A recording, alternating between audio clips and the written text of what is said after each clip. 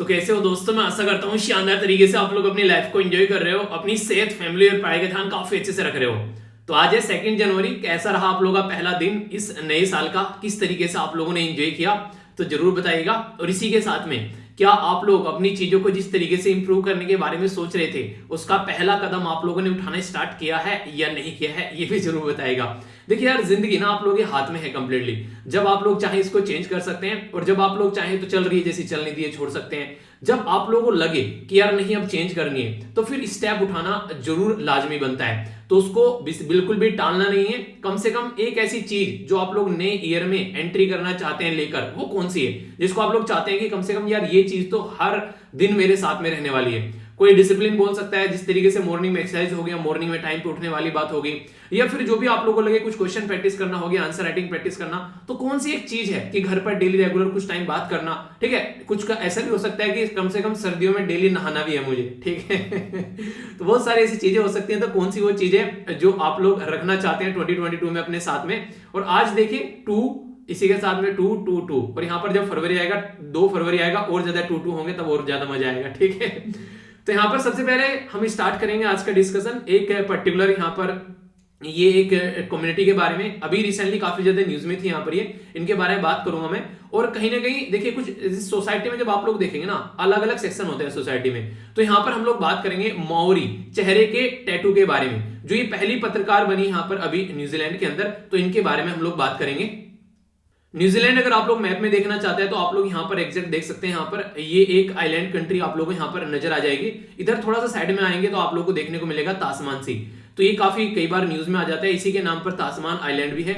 और यहाँ से अगर थोड़ा ऊपर जाएंगे तो फिर ऑस्ट्रेलिया आप लोगों का स्टार्ट हो जाता है। और यहाँ पे आप लोगों को ग्रेट बैरियर रीफ भी दिखते हैं, जो कि ऑस्ट्रेलिया के बारे में आप लोगों ने सुना होगा, कोरल रीफ के बारे में। तो आप लोगों को यहीं पर ही देखने को मिलते हैं। तो ये कुछ बेसिक इंफॉर्मेशन होगी। बाकी अगर इसके बारे में बात करें तो नॉर्मली यहाँ पर एक ट्रेडिशनल पेंटिंग होती है। जैसे महिलाओं के बारे में अगर यहाँ पर बात करें तो ये माना जाता है कि इनके सोशल स्टेटस को ये दिखाता है। इसी के साथ में यहाँ पर एक तरीके से इस पर्टिकुलर कम्युनिटी से आते हैं वो दिखाता है। तो अब तक कोई भी ऐसी जो यहाँ पर महिला नहीं थी जो पर्टिकुलर इस टैटू के फेस के साथ में कोई पत्रकार बनी हो। पर लेकिन यहाँ पर अभी पहली बार ये चीजें देखने को मिल रही है और काफी सारी चीजें आप लोग यहाँ पर देखते हैं। अभी यहाँ पर इनके द्वारा शेयर भी की गई थी, कई सारे न्यूज़पेपर के द्वारा यहाँ पर इनको कवर किया गया कि प्राइम टाइम में पर्टिकुलर पर्सन को पत्रकार बनाना तो बड़ी बात है, वो भी टैटू के फेस के साथ में। नॉर्मली लोग जो है वो ऐसी चीजें एक्सेप्ट नहीं करते हैं। पर लेकिन आप लोग देखिए, अब हम लोग जो है रूढ़िवादी सोसाइटी से हटकर थोड़ा बाहर निकल रहे हैं। तो ये भी काफी बड़ी बात आप लोग बोल सकते हैं। तो इस तरीके के अगर वुमेन इंपावरमेंट के बारे में कुछ लिखने के लिए आप लोग आए तो ये ऐसी चीजें हैं जिनको आप लोग मेंशन कर सकते हैं, ठीक है। कि इस तरीके से पहले आज के दिन ना किन्नर कम्युनिटी हमारी सोसाइटी में जिनको हम लोग इंक्लूड करके नहीं चलते थे, अब किन्नर कम्युनिटी को भी हम लोग एक्सेप्ट करते हैं। तो तमिलनाडु नहीं सॉरी, यहाँ पर न्यूजीलैंड के अंदर यहाँ पर पहली ऐसी पत्रकार यहाँ पर ये देखने को मिली। तो अप्रिशिएट करने लायक बात है। आप लोगों ने भी रिसेंटली सुना भी होगा कि कई सारी जो किन्नर कम्युनिटी की जो बेसिकली जो पर्सन होते हैं उनको हम लोगों ने अभी फोर्सेज में भी लेना स्टार्ट कर दिए, जब से हमारी कंट्री में नालसा वाला जजमेंट आया था कि 3rd जेंडर बनाना है और फंडामेंटल राइट हम लोगों को देने हैं। ये आप लोगों ने सुना। अभी हम लोगों ने अपने देश में देखो एनडीए में जो लड़कियां हैं उनको हम लोगों ने इंक्लूड करना स्टार्ट किया। कई सारी जो एसएलवी फैमिली की जो बेसिकली जो मेंबर थी उनके द्वारा पेपर दिए गए, मैंने आप लोगों के साथ में चीजें शेयर की थी। तो यार ये कुछ भी ऐसे अगर लाइव ऐसे प्रेजेंट टाइम के अगर उदाहरण आप लोग दोगे ना तो उससे एग्जामिनर खुश हो जाएगा कि हाँ यार इंसान जानता है, और प्रेजेंट टाइम के उदाहरण देते हो तो लगता है कि हाँ चीजों के साथ में कनेक्ट भी है, ठीक है। तो ये चीजें आप लोग याद रखिएगा।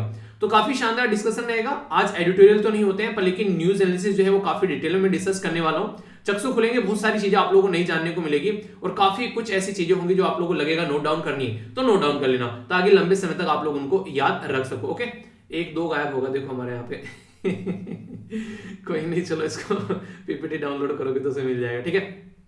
एक क्वेश्चन आप लोगों के सामने अटेम्प्ट कीजिए इसको। पहला स्टेट कौन सा है हमारे देश में जो लिंग्विस्टिक जो नाम पर यहाँ पर क्रिएट किया गया था, यानी कि लैंग्वेज के बेस पर क्रिएट किया गया था? गुजरात, आंध्र प्रदेश, केरला या फिर तेलंगाना? ये आप लोगों को बताना है। एक क्वेश्चन यहाँ पर ये ASIGMA, ये मैंने आंसर नहीं दिया था, आप लोगों को भूल गया था इसका आंसर देना, आज आंसर बता दूंगा।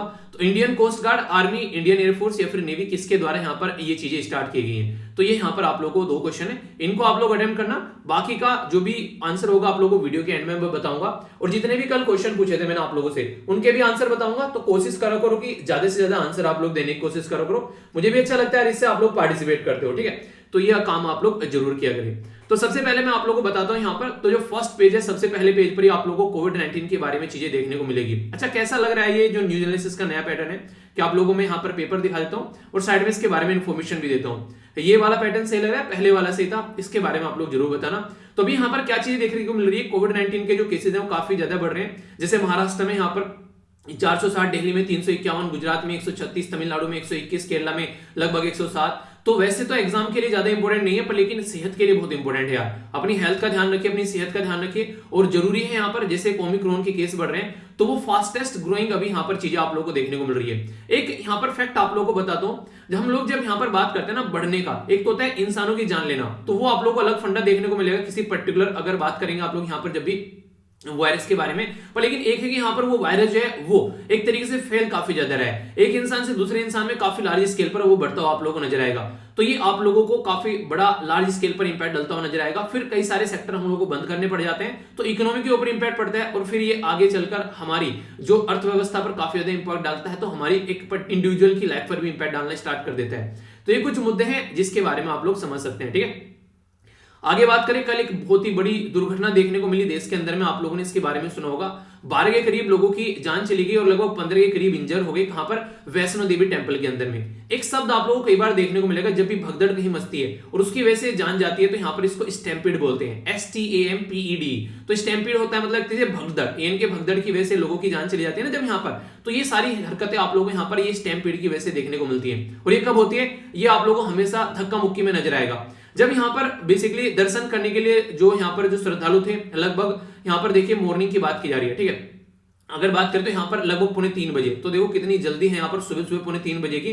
तो यहाँ पर जब श्रद्धालु थे, काफी भीड़ भाड़ थी, एक दूसरे के साथ में धक्का मुक्की कर रहे थे, तो काफी बड़े इशू देखने को मिले। तो उसकी वजह से यहाँ पर भगदड़ मची और कई सारे लोगों की जान चली गई। उत्तर प्रदेश से थे 3 लोग, इसी के साथ में दिल्ली, यहाँ पर उत्तर प्रदेश से थे 3 लोग लगभग, हाँ, और दिल्ली से थे यहाँ पर एक, किसी के साथ में हरियाणा से और जम्मू एंड कश्मीर से थे, जिनकी यहाँ पर जान गई है। तो लेफ्टिनेंट जो गवर्नर है मनोज सिन्हा आज की डेट में यहाँ पर जम्मू एंड कश्मीर के, तो उनके द्वारा अनाउंस किया गया कि 10 लाख रुपए यहाँ पर एक्स ग्रेशिया होता है एक तरीके का हेल्प प्रोवाइड कराना। ये कोई ऐसा नहीं कि इनके ऊपर फोर्स है कि ऐसा देना ही देना है, पर हाँ वॉलंटरी होता है। और 2 लाख रुपए उनको जो कि इंजर हुए यहाँ पर उनको प्रोवाइड करा पाएंगे।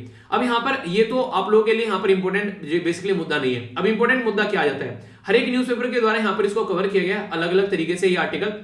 वैष्णो देवी के बारे में अगर आप लोग बात करेंगे तो हिस्ट्री के अंदर आप लोगों को यहाँ पर पोर्शन देखने को मिल जाएगा, कल्चर वाला पोर्शन, ठीक है।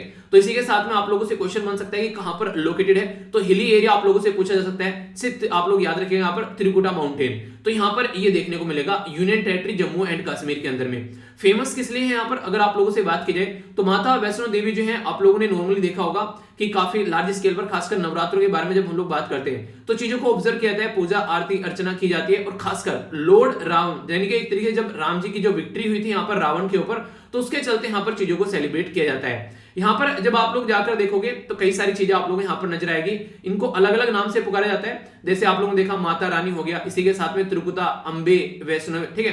तो ये सारे यहाँ पर ये इन्हीं के नाम यहाँ पर है जो कि पुकारे जाते हैं। यहाँ पर आप लोगों को 3 देवी हैं जिनके नाम से अगर बात करें, जब यहाँ पर आप लोग जाकर देखोगे, पार्वती, लक्ष्मी और सरस्वती जी, तो ये आप लोगों को यहाँ पर देखने को मिलती है। और कटरा के यहाँ से लोकेशन जो है आप लोगों को बेसिकली यहाँ पर कटरा आप लोगों को देखने को मिलेगी, जहां से पैदल यात्रा स्टार्ट होती है। मुझे लगता है शायद 10 से 12 किलोमीटर है, 10 से 12 किलोमीटर का, आई थिंक, याद नहीं आ रहा एग्जैक्ट, काफी टाइम हो गया जब गए थे, बहुत टाइम हो गया, तो छोटे छोटे थे यार, अब तो याद भी नहीं आ रहा है, ठीक है। ऊपर जाते हैं पहले वैष्णो देवी से, फिर ऊपर जाओगे तो भैरव का मंदिर आप लोगों को देखने को मिलता है, तो वो सारी चीजें हैं, ठीक है। पापा जब आर्मी में थे ना, तो तब यहाँ पर बेसिकली जम्मू एंड कश्मीर में पापा की पोस्टिंग थी, तो तब यहाँ पर घूमने गए थे, ठीक है। तो काफी पुराना टाइम हो गया, अब याद नहीं आ रहा एग्जैक्टली। तो ये आप लोगों को देखने को मिलता है। तो देखिए जब ऐसी जगह पर कुछ ऐसी चीजें होती है ना, तो वो कहीं ना कहीं दिल को दुखाती है। लोग श्रद्धा के पॉइंट ऑफ से जाते हैं और फिर ऐसी चीजें देखने को मिलती है, तो कहीं ना कहीं आप लोग खुद समझ सकते हैं उन चीजों को कि एक कितनी बड़ी एक लोग बोलेंगे एक तरीके से कि घूमने जा रहे हैं देवी के दर्शन के लिए और वहां पर ऐसी चीजें हो गई, तो इंसान का अंदर से एक चीज टूट जाती है कि यार ऐसी जगह पर जाकर ऐसी चीजें हो गई। और कहीं ना कहीं गलती किसकी है? गलती हम लोग की होती है, आसानी से काम नहीं करना है, धक्का मुक्की करनी है हर जगह। तो ये चीजें हैं कुछ। बाकी एफसीआरए के बारे में फिर से यहाँ पर आर्टिकल आया, इसके बारे में यहाँ पर बात की जा रही है। एफसीआरए के बारे में ये बोला गया कि अभी लगभग 6000 एनजीओ जो हैं उनके रजिस्ट्रेशन जो है वो लैप्स कर गए हैं। देखिए होता क्या है, आप लोगों को हर 5 साल में रजिस्ट्रेशन कराना पड़ता है अगर बाहर से आप लोगों को पैसा लेकर आना है। तो ये जो रजिस्ट्रेशन आप लोगों का रहता है ये रिन्यू कराना पड़ता है हर आप लोगों को 5 साल के बाद में। पर लेकिन अगर कंडीशन आप लोग यहाँ पर देखने को मिलेगी, लाइट चली गई लाइट चली गई, लैपटॉप की लाइट एकदम डिम हो गई। आप लोगों को फील हो रही है डिम हुई जो अभी एकदम लैपटॉप की लाइट, अभी लैपटॉप पे थोड़ा सा लाइट जो चल रही थी उसके कंपेयर में थोड़ी सी कम हो गई है। क्या आप लोगों को फील हुई है? यहाँ पे मुझे हो रही है बेसिकली, आप लोग बताएगा आप लोगों को फील होएगा। तो यहाँ पर एमएचए के द्वारा इनके सारा जो मुद्दा आता है ये मिनिस्ट्री ऑफ होम अफेयर के अंदर में आता है। तो यहाँ पर रिन्यूअल नहीं किया जाता है। कई बार ये माना जाता है कि जो हमारी कंट्री में एफसीआर एक्ट है, फॉरेन कंट्रीब्यूशन रेगुलेशन एक्ट है, उसको ये फॉलो नहीं करती है प्रॉपर वे में, तो उसकी वैसे दिक्कतें देखने को मिलती है। तो ये जो एक्ट है हमारी कंट्री में, ये यहाँ पर चेक करता है कि पैसा जो है वो कैसे आ रहा है, किस तरीके से उसको यूज किया जाता है। पहले ये था कि जो भी पैसा आएगा उसका 50% जो है ये एडमिनिस्ट्रेशन में यूज करेंगे, पर लेकिन अभी जो है यहाँ पर ये 50% को घटाकर 20% कर दिया गया। और भी कई सारे प्रतिबंध लगाए गए, जैसे कि जिस चीज के लिए आप लोगों को पैसा मिला है आप लोग खुद ही उस चीज में यूज करेंगे, यानी कि वो पैसा आप लोग किसी और को दे देंगे। तो बहुत सारी ऐसी चीजें हैं। तो यहाँ पर अभी रिजेक्शन कर दिया गया ऑक्सफॉर्म जो है यहाँ पर इंडिया, उसका भी एप्लीकेशन रिजेक्ट कर दिया है। और भी कई सारी चीजें हैं। तो याद रखिएगा यहाँ पर फॉरेन कंट्रीब्यूशन रेगुलेशन एक्ट के तहत यहाँ पर ये चीजें आती है। और अगर कंफ्यूजन है तो एफसीआरए बाय वीर सर्च कर लेना यूट्यूब पर, आप लोगों को वीडियो मिलेगी बड़ी ही प्यारी डिटेल में, इसमें सारी चीजें मैंने डिस्कस की है। कोई कंफ्यूजन आप लोगों के माइंड में इसको लेकर नहीं रहेगा, ठीक है। अभी आगे चलते हैं। यहाँ पर कुछ और बातें हैं आप लोगों के सामने। यहाँ पर बात की जा रही है जीएसटी के बारे में। तो जीएसटी के कलेक्शन के बारे में यहाँ पर ये वाला आर्टिकल आप लोगों को देखने को मिलेगा। एक बात और बताऊं यार, जैसे यहाँ पर आप लोगों को ये वाला आर्टिकल देखने को मिल रहा है, तो यहाँ पर ऐसा नहीं कि फर्स्ट पेज पर यही रहेगा, यहाँ पर आगे भी आप लोगों को ये 8वें पेज पर देखने को मिलेगा। तो सारी इंफॉर्मेशन कंबाइन आप लोगों को एक जगह मिल जाती है। अलग अलग आज जो पेज पर जाकर चीजों को देखने कंपेयर में एक जगह सारी चीजें आप लोगों को मिल जाए तो वो ज्यादा बेटर रहता है। तो जीएसटी का जो कलेक्शन है वो थोड़ा भी डाउन हो गया है। 1.3 लाख करोड़ यहाँ पर आप लोगों को देखने को मिलेगा। अगर बात करें पहले के कंपेयर में यहाँ पर, तो यहाँ पर मई अप्रैल जून जुलाई सब जगह कलेक्शन आप लोगों को नजर आते हैं यहाँ पर। तो यहाँ पर आप लोग इसको देखोगे अगर, ठीक है, तो यहाँ पर 1.3 और जो लास्ट टाइम था यहाँ पर ये था 1.31। तो इस तरीके से रटना नहीं है, ये सारी चीजें चलती रहती हैं। पर लेकिन इंपॉर्टेंट क्या है यहाँ पर, जब जीएसटी का ये कलेक्शन होता है तो फिर यहाँ पर ये कलेक्शन जो होता है वो आप लोगों को इसका डिस्ट्रीब्यूशन भी देखने को मिलता है कि किस किस के बीच में क्या क्या डिस्ट्रीब्यूशन हो रहा है। और जीएसटी हमारी कंट्री में ऐसा नहीं कि अपने आप ही आ गया, कैलकट टास्क फोर्स के द्वारा स्टार्टिंग में बोला गया था कि यार सारे इनडायरेक्ट टैक्स को एक जगह इकट्ठा कर लो। तो याद रखिएगा 2003 में यहाँ पर एक ऐसा टास्क फोर्स बनाया गया था जिसके चलते जैसे वैल्यू एडिड जो टैक्स था वो काफी इंपोर्टेंट था, यहाँ पर बोला गया इसको लेकर आओ इसके अंदर में। तो इसके चलते यहाँ पर स्टेट को भी बोला गया कि यार आओ साथ मिलकर काम करते हैं, आओ एक साथ मिलकर बैठ के पार्टी करते हैं। पर लेकिन स्टेट को बोल लगता है कि जो सेंट्रल गवर्नमेंट ने उनके साथ में धोखा कर दिया। आज के दिन में ऐसी चीजें आप लोगों को देखने को मिलती है, क्योंकि बना तो गई ये चीजें, पर लेकिन सारा जो मैक्सिमम फोकस रहता है वो रहता है यहाँ पर किसके ऊपर, वो रहता है यहाँ पर सेंट्रल गवर्नमेंट के डिसीजन के ऊपर। क्यों? क्योंकि जो भी सेंट्रल गवर्नमेंट जो है पावर में, उसी की पावर स्टेट में देखने को मिलेगी ज्यादातर, तो वही डिसीजन लेकर यहाँ पर निकल जाते हैं। तो ये दिक्कतें देखने को मिलती है। तो हमारे संविधान में 122वां ये अमेंडमेंट बिल लेकर आए गए थे, पर लेकिन एक्ट बना था 101वां। तो 101 रुपए का कन्यादान किया गया जीएसटी के अंदर में 2016 में, तब जाकर जीएसटी यहाँ पर बना। दो आर्टिकल जरूर याद रखिएगा। आर्टिकल 246 है यहाँ पर, ये गुड्स एंड सर्विस टैक्स के बारे में बात करते हैं, जो कि यहाँ पर आप लोगों को देखने को मिलेगा। इसी के साथ में आर्टिकल 279, ये बहुत इंपॉर्टेंट है, बहुत बार क्वेश्चन पूछे जा चुके हैं। ये जीएसटी काउंसिल के बारे में बात करते हैं। तो कौन बनाता है? प्रेसिडेंट ऑफ इंडिया बनाते हैं। कौन चेयर करता है? फाइनेंस मिनिस्टर चेयर करते हैं। और कौन है आज के में फाइनेंस मिनिस्टर? ये तो पता ही होगा। अगर ये भी नहीं पता है तो फिर देखो बड़ी ही गलत बात है भाई साहब। आप लोगों का कुछ ना कुछ जुगाड़ करना पड़ेगा अगर ये चीजें नहीं पता है, ठीक है। एक और काफी एक इंपॉर्टेंट मुद्दा आप लोगों को यहाँ पर देखने को मिलेगा, जो रिसेंटली काफी ज्यादा न्यूज में आप लोगों को देखने को मिलता है, वो है हरिद्वार के अंदर जो हेट स्पीच देखने को मिली। और इस हेट स्पीच के ऊपर आप लोगों को लास्ट में वीडियो के एंड में आप लोगों को आज एक आर्टिकल भी देखने को मिलेगा। तो ये आप लोगों को मैं 1 मिनट दिखाता हूँ, कहाँ पे, 1 सेकेंड,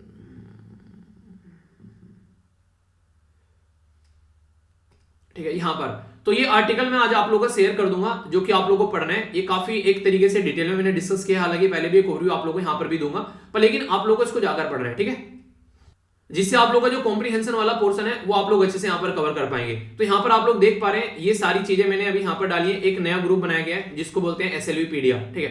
तो SLVpedia के नाम से यहाँ पर बहुत सारी चीजें मैंने शेयर की है, आप लोग यहाँ पर देख सकते हैं। ये सारी चीजें आप लोगों को इकट्ठी यहाँ पर मिल जाया करेगी। सारे जो भी नोट्स वगैरह हुआ करेंगे आप लोगों को यहाँ पर मिल जाया करेंगे। जो इंपॉर्टेंट चीजें मैं यहाँ पर शेयर करता रहूंगा, ठीक है। कल बहुत सारी जैसे लिथियम ट्रायंगल के बारे में हम लोगों ने बात की, इसके साथ में और भी बहुत सारी चीजें जो मुझे इंपॉर्टेंट लगी मैंने यहाँ पर शेयर की। तो यहाँ पर लगभग 4000 साढ़े 4000 के करीब मेंबर जुड़ चुके हैं। मुझे लगा नहीं था इतने सारे आप लोग जुड़ जाओगे मेंबर यहाँ पर। तो सारी चीजें आप लोगों को डेली एक आर्टिकल पोस्ट किया करूंगा यहाँ पर, जो कि आप लोगों को पढ़ना है। वो आप लोगों को हेल्प करेगा आप लोगों को अचीव करने में आप लोगों का गोल। जब आप लोग सीसेट का पेपर दोगे, रीडिंग कॉम्प्रिहेंशन की बात आएगी, तो जरूर अटेम्प्ट करना, ठीक है। इसी के साथ में 2 ग्रुप आप लोगों को पता ही यहाँ पर, ये रेगुलर ग्रुप है आप लोग के, जो कि आप लोगों को यहाँ पर पीडीएफ मिलती है। तो सारी पीडीएफ मैं प्रोवाइड करा दूंगा, उसके बारे में आप लोग टेंशन मत लेना, ठीक है। 1 सेकेंड, तो यहाँ पर सारे पीडीएफ मैं आप लोगों को प्रोवाइड करा दूंगा, उसके लिए आप लोग टेंशन मत लेना। और आज क्या है आप लोगों का सैटरडे, वो संडे में आप लोगों को क्या मिलता है, एक एथिक्स का क्वेश्चन पेपर मिलता है, ठीक है। तो उसको भी आप लोग देखना, वो मैं प्रोवाइड करा दूंगा टेलीग्राम पर, उसको भी देखना। और बाकी थीम्स वाली वीडियो आप लोग की आ चुकी है, जो दी इंपोर्टेंट डे और थीम्स है उसकी वीडियो ऑलरेडी अपलोड कर दी है, तो इसकी पीडीएफ प्रोवाइड करा दूंगा। अब इंपॉर्टेंट मुद्दा यहाँ पर यह कि जो मंथली आप लोग की जो वीडियो आती है, जिसमें पूरा मंथ हम लोग कवर करते हैं, ठीक है। तो दिसंबर के महीने की जो वीडियो है वो कई सारे बच्चे बोले थे, मैंने बोला था कि आज लेकर आ जाता हूं उसको, तो कोशिश करूंगा कि आज 11 बजे तक उसको डाल दूं, ठीक है। आप लोग उसको एंजॉय करना, पूरा दिसंबर मंथ आप लोगों को कंप्लीट हो जाएगा। और इसी के साथ में आप लोग जिसको रिवीजन करना है अपना रिवीजन कर लीजिएगा। पुरानी भी सारी महीने की जो पीडीएफ है ऑलरेडी प्रोवाइड करा रखे टेलीग्राम पर, तो उनको भी देख लेना आप लोग, ठीक है। तो सारा करंट अफेयर देखिए, करंट अफेयर के बारे में तो यार मैं बोल सकता हूं आप लोगों की, हाँ आप लोग मुझे बोल सकते हो कि हाँ सर आप लोगों के ऊपर डिपेंड है, ठीक है। तो ये सारी चीजें जो आप लोगों को बतानी थी। तो 3 ग्रुप हो गए, एक आंसर राइटिंग का, एक पीडीएफ का, एक वहां पर जहां पर आप लोगों को सारे नोट्स मिलेंगे। तो इसके बारे में भी आप लोगों से अगर बात करूं तो ये काफी एक इंपॉर्टेंट आर्टिकल आप लोग यहां पर बोल सकते हैं। अगर इसके बारे में थोड़ी आप लोगों को बातें बताकर चलूं तो कुछ पॉइंट्स मैं आप लोगों को बताऊंगा, जिनको आप लोग नोट डाउन कर लेना, और फिर ये आर्टिकल आप लोग एक बार जरूर देखना, ठीक है। आर्टिकल देखने से क्या होगा, आप लोग चीजें जैसे नहीं, एक तो रिवाइज हो जाएंगी आप लोग की चीजें, और लंबे समय तक फिर आप लोग चीजों को याद रखने में भी आप लोग को हेल्प मिलेगी, ठीक है। तो इसके बारे में थोड़ी सी मैं बात करता हूं। सबसे पहले यहाँ पर ये मुद्दा क्या था मुद्दा यहाँ पर अभी रिसेंटली ये था कि हरिद्वार के अंदर यहाँ पर एक ग्रुप था, जिसके द्वारा इकट्ठा होकर यहाँ पर पर्टिकुलर हिंदुत्व के बारे में बातें की गई। तो यहाँ पर कई सारी बातें ऐसी बोली गई जो कि सुनकर लोगों के अंदर गुस्सा फैलाने वाली बातें थी। रिलीजियस के नाम पर यहाँ पर चीजें देखने को मिली। तो सबसे बड़ी बात जो बोली गई, बोला गया कि यहाँ पर कि जिस तरीके से म्यांमार में अभी मुस्लिम कम्युनिटी को मारकर वहां से भगाया गया, रोहिंग्या कम्युनिटी को, तो बोला गया ऐसा ही कुछ हम लोग को इंडिया में करना चाहिए। इस तरीके के शब्द यहाँ पर यूज किए गए। इसी के साथ में बोला गया कि अगर गवर्नमेंट जो है रोकने की कोशिश करेगी हम लोग को हिंदू राष्ट्र बनाने से, जैसे नहीं पाकिस्तान में इस्लाम जो है वो ऊपर आता है यहाँ पर संविधान से, तो इंडिया में भी चाहते हैं कि एक हिंदू राष्ट्र बने। और हिंदू राष्ट्र अगर बने यहाँ पर, तो ये बोला गया अगर गवर्नमेंट ने, इनके जो सरकार है उसने रोका, तो 1857 की जैसी क्रांति हम लोग लेकर आएंगे इसको इंप्लीमेंट करने के लिए। इनके जैसा 1857 की क्रांति में अंग्रेजों को भगाया था, तो उसी तरीके से। तो इस तरीके काफी सारी हेट स्पीच यहाँ पर देखने को मिली, जो कि यहाँ पर काफी ज्यादा इनके बारे में बातें की गई। तो अब तक यहाँ पर इनके चलते कई सारे लोगों को गिरफ्तार भी किया गया, तो उसी के चलते यहाँ पर न्यूज है। तो बोला गया कि हेट स्पीच आखिर होती क्या है। तो अगर आप लोगों को लिखने के लिए आ जाए हेट स्पीच के बारे में, तो एक रिपोर्ट के बारे में आप लोग जरूर याद रखिएगा। यह है लो कमीशन की रिपोर्ट। लो कमीशन की जो रिपोर्ट है यहाँ पर 267 वाली, इसमें यहाँ पर हेट स्पीच के बारे में बात की गई है। तो हेट स्पीच जो है, बोला गया कि अगर जनरली अगर आप लोग बात करें तो किसी अगेंस्ट ग्रुप के, किसी पर्सन के, अगर बात करें कोई टर्म जैसे रेस हो गया, कोई कम्युनिटी हो गया, जेंडर, सेक्सुअल ओरिएंटेशन के पॉइंट ऑफ से, रिलीजियस के पॉइंट ऑफ से, अगर कोई गलत शब्द यूज करता है या कोई गलत साइन दिखाता है लिखकर, कोई रिप्रेजेंटेशन गलत देता है, तो यहां पर जिससे कि वायलेंस भड़क जाए लोगों के बीच में, अलार्मिंग कंडीशन बन जाए, तो हेट स्पीच की कैटेगरी में आता है। और ये डेफिनेशन किसके द्वारा की गई है, ये लो कमीशन के द्वारा हमारे देश में ये डेफिनेशन दी गई है। तो इसको रोकने के लिए क्या हमारे पास में कोई कानून है, तो बात करें तो याद रखिएगा, जब आप लोग इंडियन पीनल कोड के अंदर जाएंगे, जिसको आप लोग भारतीय दंड संहिता बोलते हैं, ठीक है, तो इसके अंदर जब आप लोगों को देखने को मिलेगा तो कई सारे सेक्शन है, जैसे सेक्शन 153A हो गया, इसी के साथ में सेक्शन 505 हो गया, ठीक है, और भी कई सारे सेक्शन आप लोगों को देखने को मिलेंगे। तो ये क्या काम करते हैं, हेट स्पीच के लिए पनिशमेंट यहाँ पर प्रोवाइड कराते हैं। अगर कोई हेट स्पीच करता पाया जाता है, दो ग्रुप के बीच में लड़ाई लगवा रहा है, ठीक है, किसी भी तरीके से एक तरीके से इंफॉर्मेशन फैलाने की कोशिश कर रहा है, तो ये यहाँ पर उसको रोकने की कोशिश की जाएगी। और ये ऐसा नहीं है कि यहीं पर ये, इससे पहले भी इसके बारे में कई बार बातें की गई। अगर बात करें तो यहाँ पर आप लोगों को पता होना चाहिए, अभी यहाँ पर ये भी बोला गया कि इसके अंदर सेक्शन ऐड किए जाए 153C, जिसके तहत यहाँ पर लोगों के ऊपर फाइन भी लगाया जाए और 2 साल तक की जेल भी यहाँ पर प्रोवाइड कराई जाए। तो कई सारी कमेटी भी है इसके बारे में, जैसे कि आप लोग MP बेजाबारू कमेटी होगी, यहाँ पर TK विश्वनाथन कमेटी होगी, तो इनके द्वारा अलग अलग सजेशन भी देगी। हेट स्पीच को टैकल करना हमारे देश में बहुत ज्यादा जरूरी है। अब रीजन क्या है बहुत ज्यादा जरूरी हो गया हेट स्पीच को टैकल करना, क्योंकि यार हमारा देश ना एक ऐसा देश है जहां पर दुनिया भर के रिलीजन, दुनिया भर की कास्ट और दुनिया भर के रीजन और अलग अलग भाषाएं, अलग अलग तरीके के लोग अलग अलग रीति रिवाज को फॉलो करते हुए पाए जाते हैं। अगर एक एरिया में से दूसरे एरिया में जरा सा भी कोई इंटरफेयर करता है तो ये काफी ज्यादा प्रॉब्लम क्रिएट हो जाएगी। तो जरूरी है कि हेट स्पीच न हो।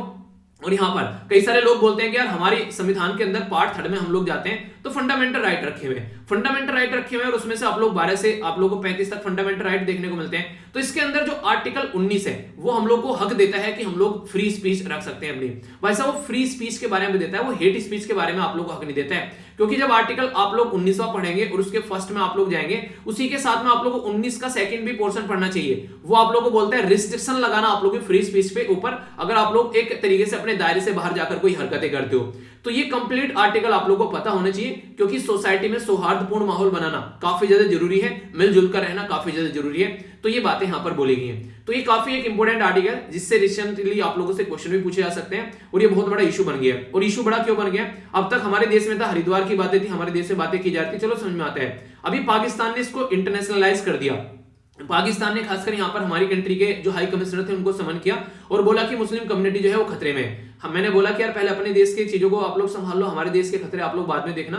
पर लेकिन फिर भी ये इशू जो है जब इंटरनेशनल मीडिया ने कवर करना स्टार्ट कर दिया, तो फिर देखो हमारी कंट्री के ऊपर क्वेश्चन मार्क लगना स्टार्ट हो जाता है। तो सबसे बड़ा मुद्दा यहाँ पर क्या होता है, अगर आप लोग अपनी चीजों को नहीं सुधारोगे तो सामने वाला आकर आप लोगों के ऊपर क्वेश्चन मार्क लगाएगा, उल्टी सीधी बातें करेगा। पर लेकिन अगर आप लोग अपनी चीजों को सुधार लोगे तो फिर कोई इंसान जो है वो आप लोगों के ऊपर क्वेश्चन मार्क नहीं लगाएगा। यानी कि जैसे ही यहाँ पर ये हेट स्पीच होती, अगर उसी टाइम पर यहाँ पर जिसने ये भी कुछ भी हरकतें की थी उनके खिलाफ FIR हो जाती, तो यहां पर किसी को बोलने का मौका नहीं मिलता। तो जो पाकिस्तान के द्वारा बोलने का पाकिस्तान को मौका दिया, कहीं ना कहीं FIR नहीं की गई, उसके चलते उनको मौका मिल गया।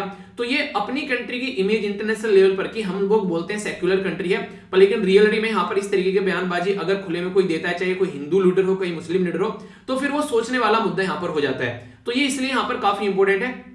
तो हेट स्पीच का सोसाइटी में इंपैक्ट आंसर राइटिंग के लिए क्वेश्चन आ जाए, या फिर आप लोगों से यहाँ पर नहीं इंटरव्यू में पूछ ले कि आप लोग एक एरिया के डिस्ट्रिक्ट मजिस्ट्रेट हैं और वहां पर कुछ ऐसे मुद्दे देखने को मिल गए, तो उस चीज को कैसे आप लोग टैकल करोगे? जबकि आप लोग जानते हैं संविधान के अंदर जाओगे तो आर्टिकल 25 से लेकर आर्टिकल 28 तक हमारी कंट्री में right to religion of freedom के बारे में बात है, फ्रीडम ऑफ रिलीजन के बारे में हम लोग बात करते हैं। तो ये सारी चीजें कहां पर रखी रह जाती हैं फिर? तो ये काफी एक ऐसा इंपॉर्टेंट टॉपिक हो जाता है जो इंटरव्यू में पूछा जा सकता है, आंसर राइटिंग में आप लोगों को क्वेश्चन बन सकता है, इसी के साथ में डायरेक्ट प्रीलिम्स में आप लोगों से क्वेश्चन पूछे जाए तो फिर मत बोलना क्वेश्चन कहां से आ गया। डिटेल में पढ़ाइए आप लोगों को चीजें, और एक बार ये आर्टिकल में भी नजरों में आप लोगों को जरूर निकालना है, जिससे कि आप लोग कॉम्प्रिहेंशन भी तैयार होता रहेगा। ठीक है, ऐसा नहीं कि बस आप लोगों को GS पेपर कवर करना है, प्रीलिम्स का जो CSAT भी आप लोगों को कवर करना है, और आप लोगों का लगभग 40 से 50% जो CSAT है वो आप लोगों का रीडिंग कॉम्प्रिहेंशन होता है। तो न्यूज़पेपर अगर रेगुलर पढ़ोगे तो उसमें से आप लोगों को देखने को मिलेगा, मतलब मुझे नहीं पढ़ना है, आप लोगों को पढ़ना है। तो इसलिए कम से कम एक आर्टिकल एटलीस्ट आप लोग जरूर पढ़िए इससे। ठीक है, तो ये बातें की जा रही है। बाकी इंडिया और चाइना के बॉर्डर पर आप लोगों ने देखा अभी क्या चक्कर पड़ा यहाँ पर,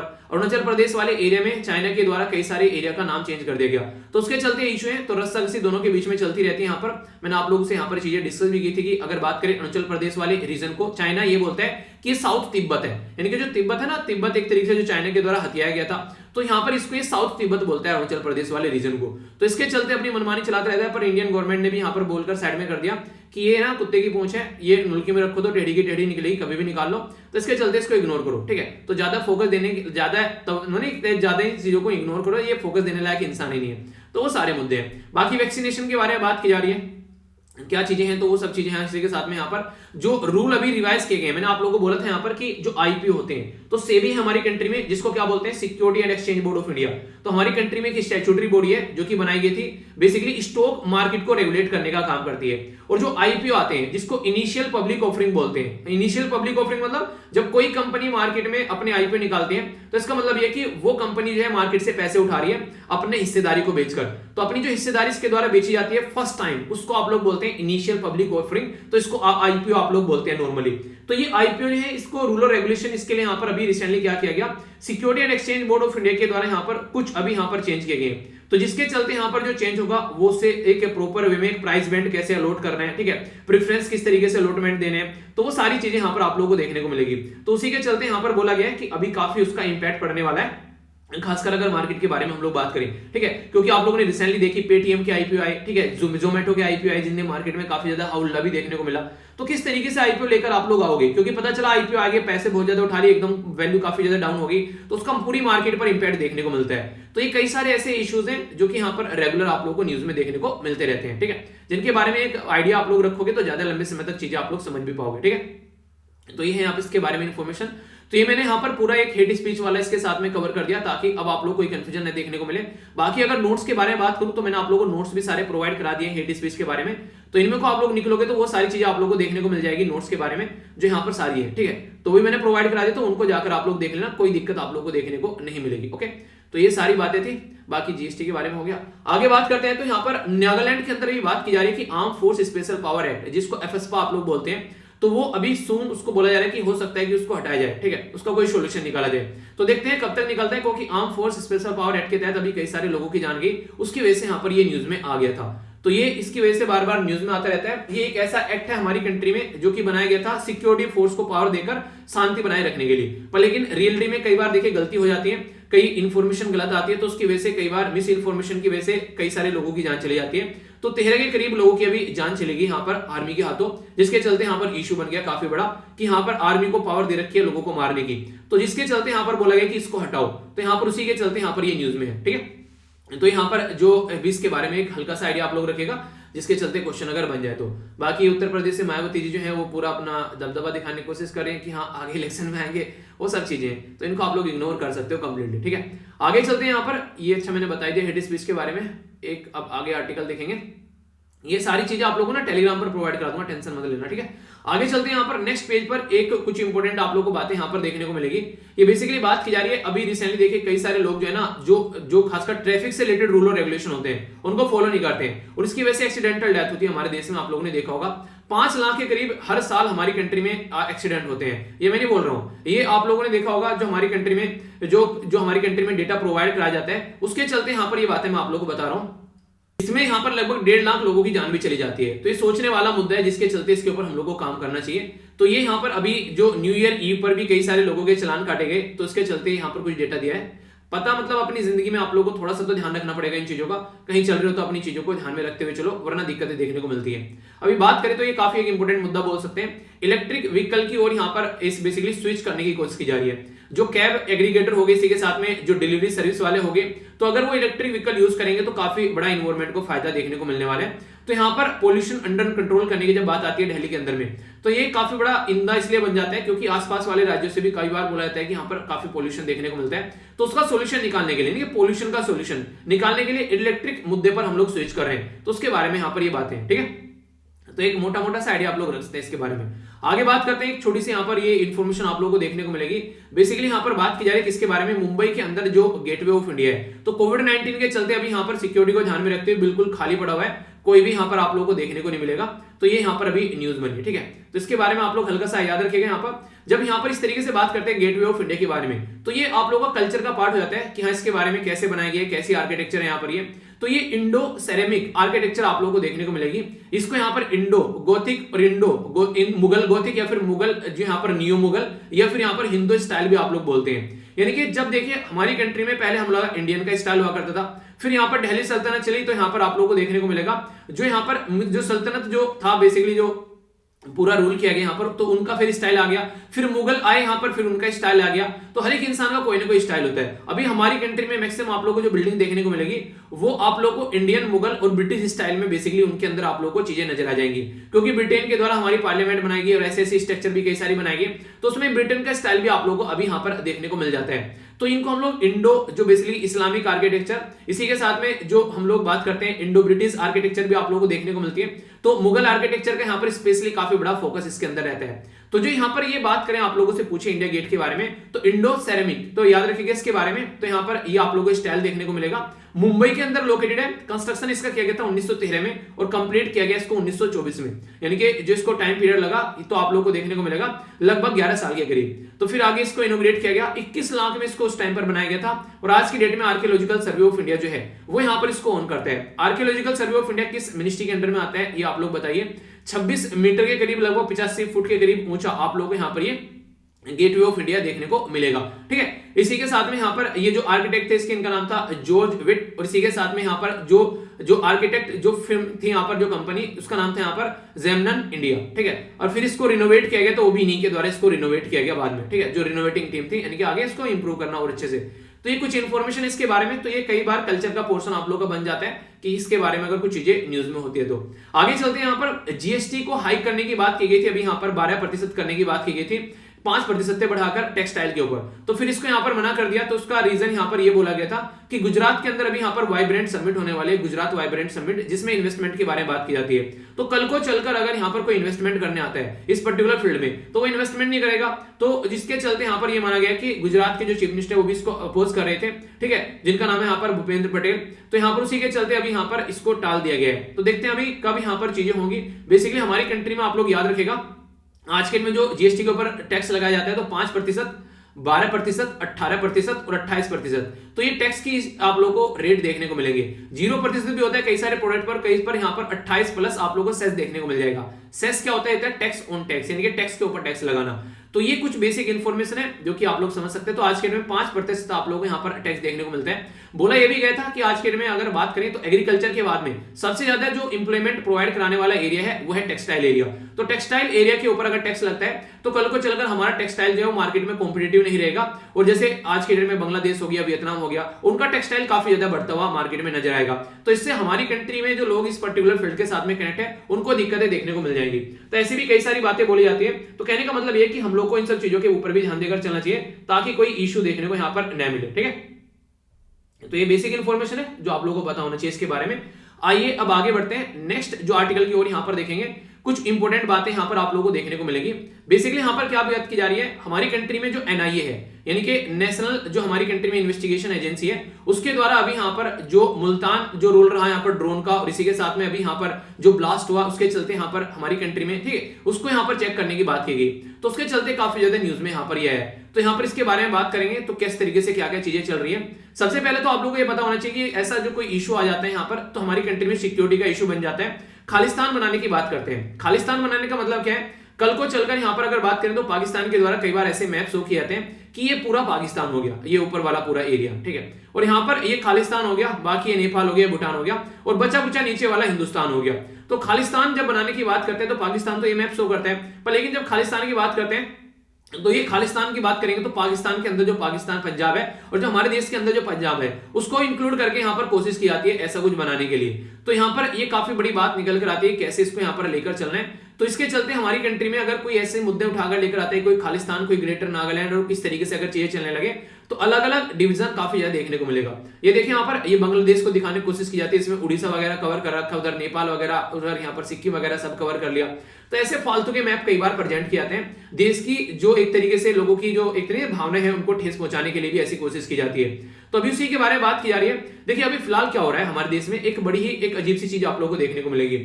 होता क्या है यहाँ पर, अगर बात करें जैसे पंजाब वाला एरिया हो गया तो पंजाब वाले एरिया में यहाँ पर पाकिस्तान की साइड से लोग तो आने आज के दिन पॉसिबल नहीं होते हैं, पर लेकिन हथियार वो क्या करते हैं, जो लोकल एरिया में हथियार अपने बेसिकली गिराते रहते हैं, कई बार ड्रोन की हेल्प से और कई बार अलग अलग तरीके से। तो इसके चलते यहाँ पर हथियार गिराते हैं और फिर उन हथियारों को यहाँ पर उठाकर पंजाब से फिर उनको जम्मू एंड कश्मीर वाले एरिया में लाए जाते हैं। तो फिर वहां पर एक तरीके से जो शांति है, अमन शांति है, उसको खराब करने की कोशिश की जाती है, क्योंकि यहाँ पर सिक्योरिटी इतनी है, पाकिस्तान की साइड से यहाँ पर एंट्री होना पॉसिबल नहीं हो पाता है। पर लेकिन पंजाब से हो गया, राजस्थान से हो गया, ये इनको इजी टास्क लगते हैं देश के अंदर एंट्री करने के। तो यहाँ से अगर हथियार उठाकर लेकर आते हैं और वो कंडीशन आप लोगों को देखने को मिलेगी फिर यहाँ पर, तो देश के अंदर सिचुएशन खराब होती नजर आएगी। तो नेशनल इन्वेस्टिगेटिंग जो एजेंसी है उसके द्वारा अभी यहाँ पर बात की गई कि एक सस्पेक्ट थे यहाँ पर German based Sikh for justice के यहाँ पर ऑपरेटर थे जिनका नाम था जसविंदर सिंह मुल्तानी, ठीक है। तो जसविंदर सिंह मुल्तानी का रोल काफी बड़ा पाया गया यहाँ पर कि ड्रोन के थ्रू जो आर्म स्मगलिंग की जा रही है, एमिनेशन हथियार वगैरह या फिर ड्रग वगैरह इंडियन टेरिटरी में जो यहाँ पर सेंड की जा रही है, तो पाकिस्तान से यहाँ पर सपोर्ट मिल रही है। तो पाकिस्तान बेस्ड सिंडिकेट है यहाँ पर जो जिनके यहाँ पर ये सारे काम कर रहे हैं। तो इससे क्या होता है, जैसे मैंने अभी आप लोगों को बताया, ये यहाँ पर टेररिज्म फिर से रिवाइव करना चाहता है पाकिस्तान के अंदर। आप लोगों को पता है 1984 में हमारे देश में क्या होता है, ठीक है, तो कितनी लार्ज स्केल पर दिक्कतें देखने को मिलती है बेसिकली आज की डेट में पंजाब के अंदर अगर हम लोग बात करते हैं। तो इसके चलते फिर से अगर ऐसा माहौल बनेगा, ऊपर से इलेक्शन का मुद्दा यहाँ पर चल रहा है, तो काफी सारी दिक्कतें आप लोगों को देखने को मिल जाती है। तो इसी में यहाँ पर इनको डिटेन किया गया कुछ दिन पहले और इनको फिर यहाँ पर एक एफिडेविट भरवाकर ऑथोरिटी के साथ में कंसर्न किया गया, आज के दिन में इनको रिलीज कर दिया गया फिर, ठीक है। तो यहाँ पर जर्मनी के अंदर यहाँ पर इनको गिरफ्तार किया गया था। दिसंबर 18 में बॉर्डर सिक्योरिटी फोर्स के द्वारा यहाँ पर एक ड्रोन भी शूट किया गया था पाकिस्तान की साइड से, जो कि यहाँ पंजाब में जबकि फिरोजपुर सेक्टर में आप लोगों को देखने को मिला था। यहाँ पर इससे पहले यहाँ पर बीएसएफ के द्वारा भी ड्रोन देखा गया था। तो इंसान तो आ नहीं पा रहे हैं, पर लेकिन ड्रोन में बंदूकें बांध कर हमारे देश में यहाँ पर ये डंप की जाती हैं, जिसके चलते फिर उन बंदूकों को पंजाब से उठाकर हम लोग बेसिकली यहाँ पर देखते आप पाते हैं कि वो जम्मू एंड कश्मीर वाले रीजन में आते हैं। इसी के साथ में टिफिन बॉक्स भी आप लोग को रिसेंटली अभी देखने को मिले, जिसमें आईईडी यानी कि इम्प्रोवाइज्ड एक्सप्लोजिव जो डिवाइस थी वो यूज की गई। तो पंजाब के अंदर एक माहौल बिगाड़ने की कोशिश काफी लार्ज स्केल पर की जा रही है। AK-47 असोल्ट राइफल, इसी के साथ में 4 पिस्टल, 9 ग्रेनेड, ये मैगजीन, लगभग 10 lakh of counterfeit currency. Counterfeit currency मतलब जो फेक करेंसी होती है, हमारे नकली नोट हमारे देश में सर्कुलेट करने की कोशिश की जाती है। सोचो अगर लोगों को एक बार अपनी जो करेंसी हम लोग यूज करते हैं उसको लेकर मन में भावना आ गया ये तो फेक करेंसी है तो कैसा रहेगा। तो ऐसी भी कई बार हरकतें की जाती हैं यहाँ पर इनके द्वारा। तो उसी के चलते यहाँ पर कोशिश की जाती है इसको रोका जाए ताकि जम्मू एंड कश्मीर भी शांति रहे और पंजाब के अंदर तो शांति रहे इलेक्शन को ध्यान में रखते हुए। तो सारी हरकतें जो की जाती है पाकिस्तान की साइड से बोला जाता है कि सपोर्ट मिलती है यहाँ पर किसको, सिख फॉर जस्टिस। ये एक ऐसी ऑर्गेनाइजेशन है जो देश के अंदर खालिस्तान बनाना चाहती है। तो यहाँ पर गुरपवत जो यहाँ पर सिंह पन्नू थे उनके द्वारा यहाँ पर इसको बनाया गया था 2007 में। आज के डेट में यूएसए के अंदर ये बेस है, इनका जो हेडक्वार्टर आप लोगों को देखने को मिलेगा। इंडिया के अंदर ये बैंड ऑर्गेनाइजेशन है, ये याद रखिएगा, ठीक है। तो इंटरनेशनल जो पॉलिसी डायरेक्टर है इसके वो है यहाँ पर जितेंद्र सिंह। तो यहाँ पर पंजाब से और इंडिया से पाकिस्तान से निकालकर एक खालिस्तान बनाना चाहते हैं, पंजाब वाले पोर्शन को निकालकर। तो सिख फॉर जस्टिस एक बैंड ऑर्गेनाइजेशन इंडिया में, यानी कि इसको अलाउ नहीं किया जाता है, तभी यहाँ पर ऐसी हरकतें आप लोगों को देखने को मिलती है। तो ये बेसिक इन्फॉर्मेशन है, इसके बारे में कोई कंफ्यूजन आप लोगों को नहीं होना चाहिए, ठीक है। आगे बात करते हैं यहाँ पर, वैसे तो ये पॉलिटिकल मुद्दा है पर लेकिन यहाँ पर बात की जा रही है मेकाधातु के बारे में। तो यहाँ पर मेकाधातु प्रोजेक्ट है जो यहाँ पर, इसके बारे में आप लोगों से बात करूंगा और ये आप लोगों को देखने को मिलता है कावेरी रिवर के ऊपर। तो अगर बात करें यहाँ पर कावेरी रिवर के बारे में, तो कावेरी रिवर को मैं पहले भी आप लोगों को बता चुका हूं, कावेरी रिवर काफी इंपॉर्टेंट रिवर है साउथ इंडिया के अंदर। ये कावेरी रिवर डिस्प्यूट की कैटेगरी में भी आप लोगों को देखने को मिलती है। तो यहाँ पर जब बात करें तो किस किस के बीच में यहाँ पर ये लड़ाई निकल कर आती है, तो कर्नाटका, तमिलनाडु, केरला और पुदुचेरी के बीच में आप लोगों को कावेरी रिवर को लेकर लड़ाई देखने को मिलेगी। कावेरी रिवर जो है यहाँ पर इसका सबसे ज्यादा पानी कौन यूज करता है आज के डेट में, तो वो यूज करता है तमिलनाडु, दूसरे नंबर पर कर्नाटका, तीसरे नंबर पर केरला और चौथे नंबर पर पुदुचेरी इसका पानी यूज करते हुए पाए जाते हैं। हालांकि सुप्रीम कोर्ट का डिसीजन आया था यहाँ पर 2018 में, थोड़ा सा चेंज किया गया पानी को यूज करने को लेकर, वो एक अलग मुद्दा है, पर लेकिन मेनली सबसे ज्यादा पानी यही चार यहाँ पर यूज करते हुए पाए जाते हैं। तो अभी यहाँ पर कावेरी रिवर के ऊपर अगर मेकाधातु प्रोजेक्ट बन जाता है, सोचो यहाँ पर अगर मेकाधातु प्रोजेक्ट कावेरी रिवर के ऊपर कर्नाटक में बन गया, तो यहाँ पर तमिलनाडु के अंदर उसका पानी जो है, उसका फ्लो जो है वो कम हो जाएगा। तो इसलिए तमिलनाडु टेंशन में आ जाता है और तमिलनाडु जो है वो बार बार इसका अपोज करता है। तो ये काफी इंपॉर्टेंट इशू आप लोगों का बन सकता है, water resource inter state relation cooperative federalism के बारे में जब बात करते हैं तो ऐसी चीजें आप लोगों से पूछ ली जाती है। तो एग्जैक्ट लोकेशन मैंने आप लोगों को बता दी मेकाधातु प्रोजेक्ट की कहां पर है और कावेरी रिवर के ऊपर है। तो कावेरी रिवर जो है इसको साउथ इंडिया के अंदर जाओगे तो पोनी बोला जाता है, पोनी तमिलनाडु के अंदर खासकर, ठीक है। और कई बार इसको गंगा ऑफ साउथ बोला जाता है और फोर्थ लार्जेस्ट रिवर है ये आज की डेट में बात करें सदर्न इंडिया के अंदर। इसके अलावा तीन कौन सी है, ये क्वेश्चन आप लोगों के लिए, इनका आंसर आप लोगों को देना है। बाकी अगर बात करें तो काफी एक पवित्र रिवर मानी जाती है, जैसे नॉर्थ इंडिया में गंगा, उसी तरीके से यहाँ पर देखा जाता है। ये लोकेशन कहां पर है जहां से ये ओरिजिनेट होती है, तो याद रखिएगा ये है ब्रह्मगिरी हिल। आप लोगों से पहले भी क्वेश्चन पूछा गया है। तो वेस्टर्न घाट के अंदर आप लोगों को देखने को मिलेगी ब्रह्मगिरी हिल, जहां से ये सदर्न कर्नाटक से फ्लो होती है, फिर यहाँ पर आप लोगों को देखने को मिलेगी आगे तमिलनाडु के अंदर, और फिर यहाँ पर आगे चलकर ये कहां पर, ये बे ऑफ बंगाल में पुडुचेरी के थ्रू यहाँ पर आप लोगों को बाहर निकलती नजर आती है, जो एग्जैक्ट लोकेशन आप लोग यहाँ पर देख सकते हैं। तो ये कावेरी का फ्लो आप लोगों को देखने को मिलेगा। कई सारी आप लोग इसकी ट्रिब्यूटरी है, रटनी नहीं होती है, बेसिकली नाम लिख दिया आप लोगों के लिए यहाँ पर, जैसे अर्कावती हो गया, हेमावती हो गया, ठीक है। इसी के साथ में यहाँ पर लक्ष्मणा हो गया, तो ये है यहाँ पर तीर्था हो गया, सिमसा हो गया, काबिनी हो गया, इसी के साथ में हरांगिनी हो गया। तो ये इसकी ट्रिब्यूटरी है, ठीक है। तो ट्रिब्यूटरी जोन से यहाँ पर बेसिकली आप देखिए दो चीजें होती हैं। क्या आप लोगों को डिफरेंस पता है इसके बारे में? अच्छा देखता हूँ किस किस को पता, आप लोगों ने कुछ तो बेसिक पढ़ाई होगा, ऐसा क्या बिल्कुल भी बेसिक नहीं पढ़ा है। ट्रिब्यूटरी और डिस्ट्रीब्यूटरी में क्या डिफरेंस होता है, इसके ऊपर कम से कम आप लोगों को 40 शब्द लिखने हैं, ठीक है। 40 से 50 शब्द लिखेगा ट्रिब्यूटरी और डिफरेंस बिटवीन डिस्ट्रीब्यूटरी। अगर कोई यहाँ पर आंसर दे रहा है तो आप लोग उसका आंसर भी आप लोग देख सकते हैं, ठीक है। और हाँ यार, लेक्चर को आप लोग सपोर्ट जरूर किया करो। अगर आप लोगों को लगता है लेक्चर सही है तो आप लोग इसको लाइक कर सकते हैं, शेयर कर सकते हैं ज्यादा से ज्यादा, ताकि यहाँ पर चीजों का सही तरीके से चलती रहे। और अगर आप लोगों को लगता है गलत है तो आप लोग लेक्चर को रिपोर्ट कर सकते हैं, क्योंकि डिसलाइक का बटन तो है नहीं है, तो रिपोर्ट का बटन आप लोग रिपोर्ट कर सकते हैं। इससे लेक्चर अगर सही नहीं है तो फिर वीडियो जो है वो डाउन हो जाएगी। इस तरीके से यहाँ पर यूट्यूब को यहाँ पर पावर रहती है। तो कोई एक काम जरूर करा करो, तो ये बताओ यूट्यूब को कि लेक्चर जो है सही है, वरना फिर आप लोग ये बता सकते हैं लेक्चर जो गलत है। तो ये काम जरूर किया करो, कोशिश किया करो जितने व्यूज हैं उसके कम से कम 1/4 जो है लाइक होने चाहिए। इससे जो वीडियो है वो सही डायरेक्शन में आप लोगों को सपोर्ट होती है, यूट्यूब के द्वारा नजर आएगी, ठीक है। तो ये आप लोग जरूर किया करो, बिना बोले ही कर दिया करो यार इसको, तो क्योंकि YouTube के उसकी एल्गोरिदम ही यही है उसको अंडरस्टैंड करने की, ठीक है। तो ये काम अगर आप लोग करोगे तो यहाँ पर फिर पता चलेगा कि उसको कि क्या सही है और क्या गलत है, ओके।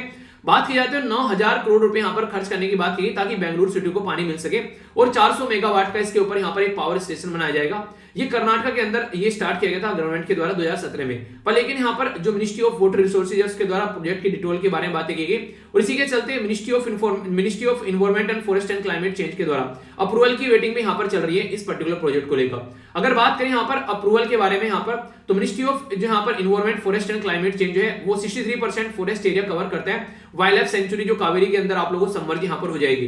तमिलनाडु इसका अपोज कर रहा है, 2018 से यहाँ पर अप्रोच किया सुप्रीम कोर्ट को कि भाई साहब ये कर्नाटक की हरकतें कर रहा है उसको रोको, तो इसके चलते काफी ज्यादा न्यूज में है। इसी के साथ में कावेरी वाटर मैनेजमेंट अथॉरिटी भी जो इस इशू को देख रही है, तो इसके चलते ये चीजें हैं जो तमिलनाडु का अपोजिशन देखने को मिले। तो कावेरी कहां से निकलकर कहां आ रही है, कावेरी वाटर डिस्प्यूट क्या है वो भी मैंने आप लोगों को बता दिया, और बेसिकली कावेरी रिवर के बारे में बता दिया। तो अब आप लोगों के सामने पूरी इंफॉर्मेशन इसके बारे में, तो मुझे नहीं लगता कि अब कोई कंफ्यूजन आप लोगों के माइंड में इसको लेकर होना चाहिए। ठीक है, आगे चलते हैं। नेक्स्ट यहाँ पर एक इंपॉर्टेंट मुद्दा आप लोगों को देखने को मिलेगा नेक्स्ट पेज पर, ये निकल कर आ रहा है यहाँ पर भीम कोरेगांव मुद्दे को लेकर। ठीक है, तो भीम कोरेगांव मुद्दे के बारे में बात की जा रही है और एग्जैक्ट यहाँ पर ये आप लोगों को देखने को मिलेगा। क्या है ये भीम कोरेगांव मुद्दा, अभी आप लोगों को इसके बारे में अगर थोड़ा सा मैं आप लोगों को बताऊं तो याद रखिएगा यहाँ पर ये एक विक्ट्री पिलर है यहाँ पर जो आप लोगों को देखने को मिलेगा। ठीक है, विक्ट्री पिलर है यहाँ पर, कहां पर, ये पुणे के अंदर आप लोगों को देखने को मिलेगा, महाराष्ट्र के अंदर में। और भीम कोरेगांव यहाँ पर जो लड़ाई हुई थी बैटल 1818 की, तो यहाँ पर वो सेलिब्रेट करने के लिए यहाँ पर इकट्ठा हुए थे पहले भी यहाँ पर, तो इसके चलते झड़प हो गई थी यहाँ पर, तो ये न्यू ईयर की डेट में यहाँ पर इकट्ठा हुए थे, तो उसी को याद किया जा रहा है। अभी यहाँ पर न्यू ईयर 1 जनवरी को जब सेलिब्रेट किया गया तो उसी के चलते फिर से यहाँ पर इसको याद किया गया, जिसमें बहुत सारा इंसिडेंट देखने को मिला, कई सारी झड़प हुई यहाँ पर, कई सारे लोगों को गिरफ्तार किया गया। तो 200वीं भी जब एनिवर्सरी यहाँ पर सेलिब्रेट की जा रही थी भीम कोरेगांव की, तो उसके चलते यहाँ पर ये कई सारे इशू बन गए। अगर थोड़ा सा हिस्टोरिकल बैकग्राउंड में आप लोगों को बताऊं तो यहाँ पर पेशवा की जो फोर्स थी उसके बारे में आप लोग याद रखिएगा। पेशवा की फोर्स के द्वारा बेसिकली लड़ा गया था ब्रिटिश के साथ में 1 जनवरी 1818 में। तो यहाँ पर ये जो वॉर थी ये ब्रिटिश के द्वारा जीत ली गई थी, और जो ब्रिटिश आर्मी थी यहाँ पर उसके साथ में कनेक्टेड थे यहाँ पर जो दलित सोल्जर हैं। ठीक है, तो दलित सोल्जर के द्वारा ये माना गया कि दलित सोल्जर ने अंग्रेजों के साथ मिलकर पेशवा की आर्मी को हरा दिया। उन्हीं ऊंची कास्ट नीची जात नीची कास्ट वाली बात जब आप लोग करते हैं तो यहाँ पर ये माना जाता है कि इसमें मैक्सिमम आप लोगों को देखने को मिलेगा कि जो महर कम्युनिटी है तो उनके द्वारा यहाँ पर हराया गया यहाँ पर पेशवा को, तो उसी को ये सेलिब्रेट करते हैं क्योंकि ये कम्युनिटी जो थी उस टाइम पर ये बेसिकली अंग्रेजों के साथ मिलकर यहाँ पर लड़ाई कर रही थी, तो अंग्रेज जीते तो इसका मतलब महर कम्युनिटी जीती। तो यहाँ पर ये गलत तरीके से देखा जाता है कई बार इसको कि अंग्रेजों के टाइम की लड़ाई हम लोग सेलिब्रेट कर रहे हैं। एक तो पहली बात यहाँ पर ये देखने को मिलती है, फिर दूसरा यहाँ पर ये कि जात वाली बात आ जाती है, कास्ट वाली बात आ जाती है, तो और ज्यादा झड़प देखने को मिलती है। यहाँ पर बात करें तो यहाँ पर ये था कि ये वन ऑफ द लास्ट जो बैटल थी यहाँ पर थर्ड एंग्लो मराठा वार, तो वो भी यहाँ पर कनेक्टेड देखने को मिलेगी, जिसमें जो डोमिनेंस था यहाँ पर पेशवा का वो बेसिकली खत्म हो गया था अंग्रेजों के हाथों। और भीमराव अंबेडकर जी के द्वारा 1927 में फिर यहाँ पर विजिट भी किया था, जिसके चलते और ज्यादा इंपोर्टेंस की बढ़ जाती है, तो ये बार बार न्यूज में रहता है। तो उसी को अभी यहाँ पर बात की जा रही है, उसी के बारे में कि ईयर जो है सेलिब्रेशन का यहाँ पर देखने को मिल रहा था, तो फिर से इसको याद यहाँ पर किया जा रहा है। तो बेसिक इंफॉर्मेशन है, कुछ बातें आप लोग याद रखते हैं। बाकी ये मैंने आप लोगों को हिस्ट्री का पोर्शन बता दिया कि फर्स्ट एंग्लो मराठा वार जो थी ये कब थी, सेकंड एंग्लो मराठा वार, थर्ड एंग्लो मराठा वार, और यहाँ पर ये कोरेगांव जो है वो इसी के बीच में आप लोगों को देखने को मिलेगा, जो कि थर्ड एंग्लो मराठा वार थी 1818। ठीक है, तो ये कई बार क्वेश्चन अगर आप लोगों से कोई पूछ ले तो यार फिर ये मत बोलना क्वेश्चन कहां से आ गया, इसीलिए आप लोगों को बेसिक इंफॉर्मेशन बताता हूं ताकि आप लोग इसको लेकर कंफ्यूज न हो जाएं। मेनली लड़ाई थी किसके बीच में, तो जो पेशवा बाजीराव थे वो सेकंड थे, और ईस्ट इंडिया कंपनी के बीच में ये मेनली लड़ाई लड़ी गई थी। ठीक है, और ये भीम कोरेगांव जो आप लोग को देखने को मिलता है तो याद रखिएगा महाराष्ट्र में भीमा रिवर है, तो उससे कनेक्टेड भी यहाँ पर आप लोग इसको करके देख सकते हैं। ठीक है, तो कोई कंफ्यूजन नहीं होना चाहिए, सारी बेसिक इंफॉर्मेशन बता दी, थोड़ा सा हिस्ट्री का पोर्शन भी जो कि कई बार क्वेश्चन बन जाते हैं, तो हल्का सा इस तरह की चीजें याद रखोगे तो कंफ्यूजन में नहीं रहोगे। ओके, अभी आगे चले तो यहाँ पर ये काफी आप लोगों को चीजें देखने को मिलेगी। बात की जा रही है सबरीमाला टेंपल के बारे में, इसको बेसिकली सबरीमाला अयप्पा टेंपल आप लोग बोलते हैं।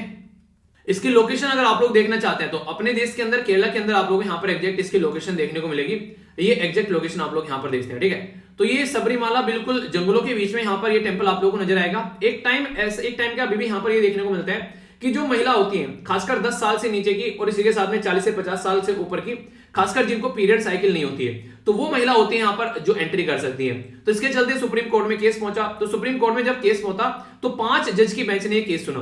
5 जज की बेंच ने जब ये केस सुना तो मुद्दे कई सारे यहाँ पर निकल कर आए। 5 जज की बेंच ने केस क्यों सुना, क्योंकि यहाँ पर देखिए ये केस बन गया था कॉन्स्टिट्यूशन एंगल इसको ले लिया इसने, क्यों, क्योंकि राइट टू रिलीजन के बारे में जब बात करते हैं तो यहाँ पर ये चीज देखने को मिलती है। तो उसके चलते ये बोला गया 5 जज की बेंच में से 4 ने बोला कि वुमेन को एंट्री मिलनी चाहिए और 1 ने बोला यहाँ पर वुमेन को एंट्री नहीं मिलनी चाहिए।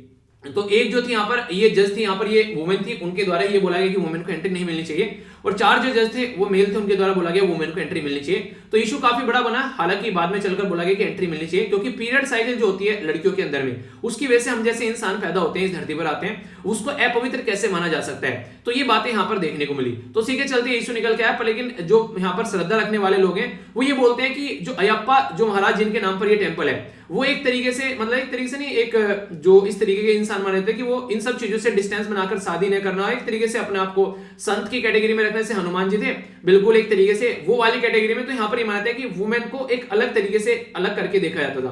पर लेकिन पुराने टाइम की भावनाएं जो भी हैं आज के टाइम पर चीजें थोड़ा सा समझकर चलनी चाहिए, तो उसके चलते चलिए तो इशू हो गया। इंपॉर्टेंट मुद्दे यहाँ पर याद रखिएगा, कि आप लोगों को देखने को मिलेगा यहाँ पर पेरियार टाइगर रिजर्व, ठीक है। तो पेरियार जो यहाँ पर पेरियार टाइगर जो रिजर्व है यहाँ पर, वो भी आप लोगों को देखने को मिलता है इसके आसपास वाले एरिया में। तो ये काफी इंपॉर्टेंट है, जो कि क्वेश्चन आप लोगों से पूछा गया पास में भी, तो ये आप लोग याद रख सकते हैं, ठीक है। आगे बात करते हैं, यहाँ पर ये बात की जा रही है तिरुमाला टेम्पल के बारे में। तो ये भी अभी रिसेंटली न्यूज में है काफी, इसके अंदर भी बात करें तो इशू हो गया स्पेशल एंट्री को लेकर, दर्शन को लेकर, टिकट को लेकर, वो सारी चीजें चलती रहती हैं। कोविड-19 के केस के चलते कई सारी चीजें बंद भी पड़ी रहती हैं और कई बार काफी ज्यादा श्रद्धालु आ जाते हैं। जैसे यहाँ पर किसी ने एक्सपेक्ट नहीं किया था कि 46,000 श्रद्धालु यहाँ पर आ जाएंगे, तो 31 दिसंबर को इतने ज्यादा लोग यहाँ पर आ गए।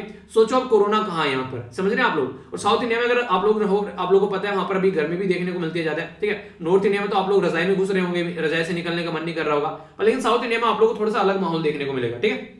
तो उसके बारे में आप लोग यहाँ पर समझ सकते हैं। तो ये पूरा इश्यू यहाँ पर दिखाने की कोशिश की जा रही है, जिसके बारे में आप लोग आइडिया रख सकते हैं। तो अयप्पा टेम्पल के बारे में मैंने आप लोगों को बता दिया, तो कोई कंफ्यूजन अब आप लोग के माइंड में इसको लेकर नहीं होना चाहिए, ठीक है। बाकी यहाँ पर बात करें तो बेसिकली यहाँ पर ये देख सकते हैं आप लोग, वेंकटेश्वरा टेम्पल जो है यहाँ पर, अगर इसके बारे में बात करें तो वैष्णवत टेम्पल के नाम से भी आप लोग जानते हैं, ठीक है। इसी के साथ में यहाँ पर ये आज की डेट में बात करें तो लॉर्ड जो बेसिकली वेंकटेश्वर यहाँ पर जो कि विष्णु के इनकारनेशन है, उसके चलते आप लोगों को देखने को मिलता है, ठीक है। तो तिरुपति माला में आप लोग यहाँ पर देखने को मिलेगा, जो कि चित्तूर आंध्र प्रदेश के अंदर एक यहाँ पर ये पर्टिकुलर डिस्ट्रिक्ट आप लोगों को देखने को मिलेगा, वहां पर आप लोगों को नजर आएगा। इंपॉर्टेंट मुद्दा यहाँ पर ये याद रखिएगा, ये है बेसिकली सिसादरी हिल में ये एरिया आप लोगों को नजर आता है, ठीक है। तो ये बेसिक इंफॉर्मेशन है इसके बारे में, तो आप लोगों को पता होना चाहिए इसके बारे में, ठीक है।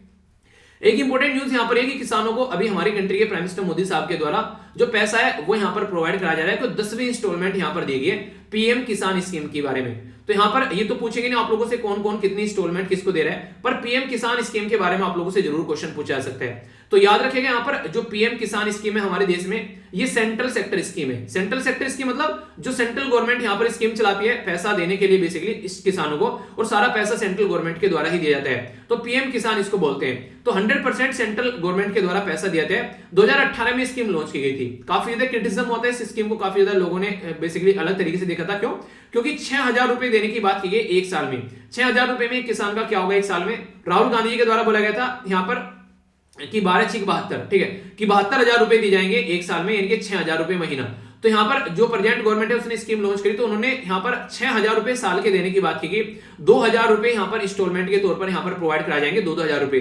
तो ये जो स्कीम है यहाँ पर हर एक किसान के लिए आगे चलकर प्रोवाइड करा दी, जिसके चलते किसानों को फायदा हो। और यहाँ पर जो डेफिनेशन आई फैमिली के, जिसको ये पैसा मिलेगा, जिसमें हस्बैंड है, वाइफ है और उसके माइनर बच्चे हैं, ठीक है, यानी कि 18 साल से नीचे के बच्चे हैं, तो उसको कैटेगरी में यहाँ पर रखा गया। अगर 18 साल से ऊपर के हो गए तो फिर यहाँ पर वो उसको अलग तरीके से किसान माना जाएगा कि ये भी एक किसान हो सकते हैं यहाँ पर। तो एलिजिबल पर्सन जो है यहाँ पर वो स्टेट गवर्नमेंट को, यूनियन टेरिटरी को आइडेंटिफाई करने थे, और पैसा सेंट्रल गवर्नमेंट देगी। अगर कोई सेंट्रल सेक्टर स्कीम होती है ना, उसमें देखिए पैसा तो सेंटर से आता है, पर लेकिन इंप्लीमेंटेशन कहीं ना कहीं लोगों को चेक करना, आइडेंटिफाई करना, वो स्टेट गवर्नमेंट की रेस्पॉन्सिबिलिटी यहाँ पर बन जाता है। तो फंड जो है ये डायरेक्टली जो ट्रांसफर किया जाता है अकाउंट में बेनिफिशियरी की, और फर्स्ट इंस्टॉलमेंट जो थी यहाँ पर 2018 में यहाँ पर बेसिकली प्रोवाइड कराएगी, ठीक है। तो इसके चलते यहाँ पर ये इसके बारे में याद रखिएगा, कई सारे लोग पीछे भी छूट गए थे, जिसकी वजह से कई बार क्रिटिसाइज भी की गई थी स्कीम। तो ये मैंने बेसिक इन्फॉर्मेशन बता दी, एक पूरी स्कीम आप लोगों की कवर करा दी, जिसका नाम है पीएम किसान। तो इसके बारे में मोटी मोटी इन्फॉर्मेशन याद रखेगा, और अगर कुछ लिखने के लिए आता है फार्मर कम्युनिटी के बारे में, तो बेसिक इन्फॉर्मेशन आप लोग याद रख सकते हैं। नेक्स्ट पेज पर यहाँ पर बात की जा रही है गुपकर अलायंस के बारे में। तो ये एक न्यूज आप लोगों को देखने को मिलेगी, जो कि आर्टिकल 370 और आर्टिकल 35A को हटाने के चलते यहाँ पर काफी ज्यादा बार न्यूज में रहता है। तो ये आप लोगों को पता है गुपकर अलायंस के बारे में। तो 2 गुपकर अलायंस बनाए गए थे 2019 में, यहाँ पर 4 अगस्त को और दूसरा 22 अगस्त को। बेसिकली मुद्दा यह है कि आर्टिकल 35, आर्टिकल 370 और इसको हटाना है, ठीक है, मतलब फिर से ऑपरेट करना है। जम्मू एंड कश्मीर के अंदर जो बेसिकली संविधान लेकर आना है और राज्य बनाना है फिर से, जो कि यूनियन टेरिटरी बना दिया गया है। तो शांतिपूर्ण यहाँ पर प्रोटेस्ट कर रहे हैं ये, तो इसके चलते बार बार न्यूज में। तो ये गुपकर अलायंस के बारे में छोटी इंफॉर्मेशन है, जो कि आप लोग याद रख सकते हैं, ठीक है, कंफ्यूजन नहीं होना चाहिए, कई बार क्वेश्चन बन जाते हैं। एक इंपोर्टेंट जो मुद्दा मैं आप लोगों को यहाँ पर बताने वाला हूं वो है यहाँ पर, ठीक है, अभी रिसेंटली जब हमारी कंट्री में से इंडियन कोस्ट गार्ड के बारे में आप लोग बात करेंगे, तो इनके बारे में आप लोग याद रखिएगा। इनका नाम है यहाँ पर पथानिया। तो यहाँ पर वीएस पथानिया जो है वो अभी कोस्ट गार्ड के नए चीफ बने, ठीक है। तो डिफेंस सिक्योरिटी के पॉइंट ऑफ से आप लोगों से क्वेश्चन पूछा जा सकता है। तो कोस्ट गार्ड के बारे में आप लोग याद रखिएगा, उसके नए डायरेक्टर जनरल बने यहाँ पर ये, और 24th डायरेक्टर जनरल है कोस्ट गार्ड के, ठीक है। जिनके द्वारा अभी यहाँ पर अपना जो भार संभाला गया है, ठीक है। तो इसके बारे में आप लोग कुछ बातें मैं यहाँ पर बताने वाला हूं इनके बारे में। तो क्या आप लोग यहाँ पर इंडियन कोस्ट गार्ड के बारे में आप लोग याद रखिएगा, क्वेश्चन आप लोगों से बन सकते हैं। इंडियन कोस्ट गार्ड जो है उसको 19 अगस्त 1978 में हम लोगों ने बनाया था और ये मिनिस्ट्री ऑफ डिफेंस के अंदर आप लोगों को काम करती हुई नजर आएगी। Director general Indian coast guard के जो आप लोगों को देखने को मिलेंगे वो काफी इंपॉर्टेंट यहाँ पर बेसिकली ओवरऑल कमांड आप लोगों इसकी ये यहाँ पर न्यू दिल्ली के अंदर नजर आती है, जो कि यहाँ पर कोस्ट गार्ड हेडक्वार्टर भी आप लोग इसको बोलते हैं। टेरिटरी कहां से कहां तक रहती है, एक इंपॉर्टेंट क्वेश्चन है यहाँ पर। अगर बात करें तो कॉन्टिग्युअस जोन और इसी के साथ में एक्सक्लूसिव जो जोन रहता है, तो यहां तक जुडिक्शन आप लोगों को देखने को मिलेगी। यानी कि अगर बात करें तो यहां पर आप लोग देखते हैं टेरिटरी होगी, यहाँ पर ये कॉन्टिग्युअस जोन हो गया और ये एक्सक्लूसिव जोन हो गया। तो यहां तक आप लोगों को जो पावर देखने को मिलेगी, तो यहां पर जो जुडिक्शन जो है over the territory of water in India including contiguous और एक्सक्लूसिव जोन, ठीक है। तो यहां इंडियन कोस्ट गार्ड यहां पर काम करती है। फिर इसके बाद में जो चीजें आ जाती है, फिर उसके बाद में इंडियन जो नेवी है उसके हाथ में पावर चली जाती है। तो यहां तक का पावर आप लोग याद रखिएगा, ये इंडियन कोस्ट गार्ड के हाथ में आप लोग को नजर आती है, ठीक है। रेस्पॉन्सिबल अगर बात करें यहां पर इसके बारे में याद रखिएगा, मेरीन जो इन्वायरमेंट है उसको भी प्रोटेक्ट करने का काम करती है, यानी कि एक तरीके से अच्छा खासा माहौल बनाने की कोशिश की जाती है, जो खासकर बात करें यहां पर ओशियन के अंदर, ठीक है। तो उसके चलते भी चीजें देखने को मिलती है। इसी के साथ में जो सरफेस और एयर जो यहां पर एयर ऑपरेशन है उसके ऊपर भी काम किया जाता है, ऐसा नहीं कि बिल्कुल वहीं पे रहेंगे। तो कोस्ट गार्ड एक काफी बड़ा रोल प्ले करते हैं और वर्ल्ड में लार्जेस्ट जो एरिया को गार्ड करने वाली फोर्स की कैटेगरी में भी आप लोग यहां पर बोल सकते हैं। अब मैं आप लोगों को लेकर चल रहा हूं यहां पर सुंदरबन वाले एरिया में, वेस्ट बंगाल के अंदर में। तो ये एग्जैक्ट आप लोगों को वेस्ट बंगाल के अंदर सुंदरबन वाला एरिया देखने को मिलेगा। आप लोगों ने सुंदरबन के बारे में कई सारी बातें सुनी होगी, पर कुछ ऐसी इंफॉर्मेशन बताऊंगा जो कि आप लोगों को नोट डाउन करनी चाहिए, ठीक है। कंजर्वेशन के पॉइंट ऑफ से जीएस पेपर 1 और इसी के साथ में इन्वायरमेंट के पॉइंट ऑफ से जीएस पेपर 3 के अंदर आप लोगों से यहां पर क्वेश्चन बन जाते हैं, ठीक है। सुंदरबन डेल्टा के बारे में भी आप लोगों ने सुना होगा। तो ये कई सारी बातें मैं आप लोगों को यहाँ पर कुछ कुछ बताने वाला हूँ, ठीक है। सुंदरबन नेशनल पार्क भी आप लोगों को यहाँ पर देखने को मिल रहा है। इसी के साथ में यहाँ पर आप लोगों को हैमिल्टन जो आइलैंड आप लोग यहाँ पर देखते हैं, ठीक है। कई सारी इंपॉर्टेंट इन्फॉर्मेशन जो मैं बताने जा रहा हूं उनको नोट डाउन कर लीजिएगा, क्योंकि ये एक ऐसी चीजें हैं जो आप लोगों से कई बार एग्जाम में पूछ ली जाती है। नोट्स भी प्रोवाइड करा दूंगा मैं आप लोगों को, जो कि हमारा टेलीग्राम जो नया बनाना भी यहाँ पर जो SLVpedia करके, वहां पर मैं नोट्स भी आप लोगों को प्रोवाइड करा दूंगा। सबसे पहले अगर बात करें तो यहाँ पर ये सुंदरबन जो है यहाँ पर ये वर्ल्ड का लार्जेस्ट आप लोगों को यहाँ पर ये डेल्टा बनाती हुई नदी नजर आती है, जिसमें गंगा, ब्रह्मपुत्र और मेघना 3 रिवर आप लोगों को देखने को मिलती है, ठीक है। ये जो पूरा न्यूज है आप लोगों को यहाँ पर देखने को मिलेगा। अगर मैं बात करूं यहाँ पर तो आप लोग समझ सकते हैं इसके बारे में, थोड़ा सा एक मैप में आप लोगों को दिखाता हूं तब आप लोग समझ पाएंगे, ठीक है। तो ये आप लोगों को एग्जैक्ट लोकेशन देखने को मिलेगी। तो गंगा, ब्रह्मपुत्र और जो मेघना है यहाँ पर ये मिलकर सबसे बड़ा डेल्टा बनाती है, और सुंदरी ट्री है जिसके नाम पर इसका नाम सुंदरबन रखा जाता है। यहाँ पर सुंदरी ट्री पाया जाता है। तो ये वर्ल्ड में लार्जेस्ट मैंग्रोव आप लोगों को देखने को मिलेंगे। मैंग्रोव मतलब जो दलदली फॉरेस्ट होते हैं वो बात करते हैं। अच्छा, एक क्वेश्चन मैं आप लोगों से यहाँ पर पूछूंगी, सबसे ज्यादा दलदली फॉरेस्ट जो है हमारे देश में कहां पाए जाते हैं, क्या आप लोगों को पता है? अगर आप लोगों को घटने से बढ़ने वाले रीजन में लगाने के लिए आ जाए तो याद रखिएगा सबसे ज्यादा पाए जाते हैं बेसिकली वेस्ट बंगाल के अंदर में, ठीक है। दूसरे नंबर पर आप लोग यहाँ पर देखने को मिलेंगे ये गुजरात के अंदर में। तीसरे नंबर पर आप लोगों को देखने को मिलेंगे अंडमान और निकोबार के अंदर में। तो ये 3 ये आप लोग जरूर याद रखिएगा। मैंग्रोव मतलब दलदली फॉरेस्ट। तो ये कई बार क्वेश्चन भी पूछा गया आप लोगों से, जो कि काफी बड़ा काम करते हैं। अगर कल को कोई ना एक तरीके से बाढ़ आती है, ठीक है, कोई ज्वार भाटा आता है, तो जो लोकल एरिया है उसमें काफी बड़ा रोल प्ले करते हैं, और यहाँ से लकड़ियां वगैरह, फूड वगैरह, इसी के साथ में फिश वगैरह, तो ये भी काफी फायदा पहुंचाते हैं लोकल एरिया में। तो दलदली फॉरेस्ट के बारे में याद रखिएगा। सुंदरबन जो डेल्टा है वो ओनली मैंग्रोव फॉरेस्ट है वर्ल्ड में जहां पर टाइगर पाए जाते हैं। और ये न्यूज भी इसलिए थी यहाँ पर क्योंकि इस पर्टिकुलर एरिया में जो है वो टाइगर स्पॉट किया गया, उसकी वजह से यहाँ पर ये न्यूज जो है वो भी न्यूज में आ गई है, ठीक है।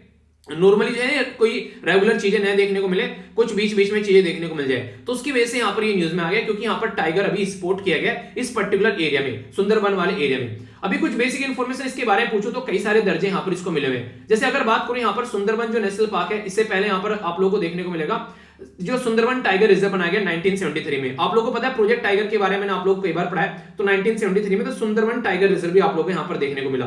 फिर आगे चलेंगे जब थोड़ा सा आप लोग यहाँ पर आप लोगों को बात करेंगे तो 1984 में, ठीक है, लगभग 1984 में यहाँ पर सुंदरबन नेशनल पार्क आ गया, ठीक है, जिसको आगे चलकर यूनेस्को वर्ल्ड हेरिटेज साइट का भी पार्ट बना दिया गया 1987 में।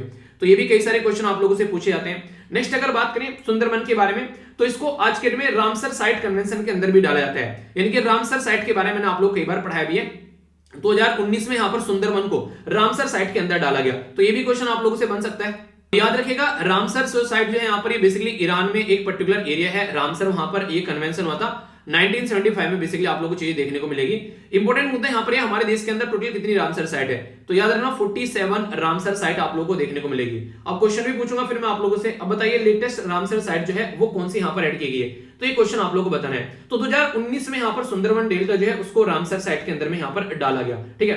तो यहाँ पर कई सारी चीजें आप लोगों को देखने को मिल जाती है, टाइगर हो गए, बंगाल टाइगर, ठीक है। इसी के साथ में यहाँ पर डॉल्फिन हो गए, ओलिव रेडली टर्टल भी आप लोगों को देखने को मिल जाते हैं। तो ये सारी चीजें हैं। इसी के साथ में यहाँ पर बात करें, यहाँ पर इसको प्रिजर्वेशन की बात की जाती है डिस्कवरी इंडिया एंड जो वर्ल्ड वाइड फंड है, ठीक है। तो ये इंडिपेंडेंट पार्टनर आप लोगों को देखने को मिलेंगे वेस्ट बंगाल गवर्नमेंट के साथ में, जो कि यहाँ पर इसको प्रिजर्व करने का भी काम करते हैं। तो ये कुछ बेसिक इन्फॉर्मेशन है, लोकेशन मैंने आप लोगों को यहाँ पर दिखाई दी, कोई कंफ्यूजन आप लोगों को इसको लेकर अब नहीं होना चाहिए, ठीक है।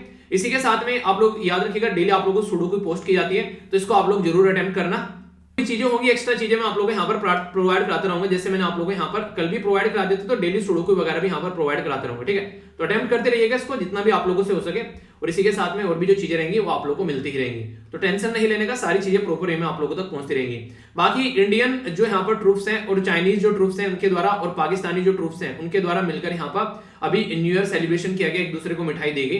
तो चाइना वाली मिठाई देके खाने से पहले सोच लीजिएगा, मैं तो ये बोलूंगा अपनी फोर्स को, आप लोगों को पता है चाइना की हरकतें, तो इसलिए थोड़ा सा सोच लेना चाहिए इनकी मिठाई खानी है नहीं खानी है, पता नहीं क्या मिलाकर खिलाते, बदतमीज लोग हैं, ऐसी ऐसी हरकतें करते हैं।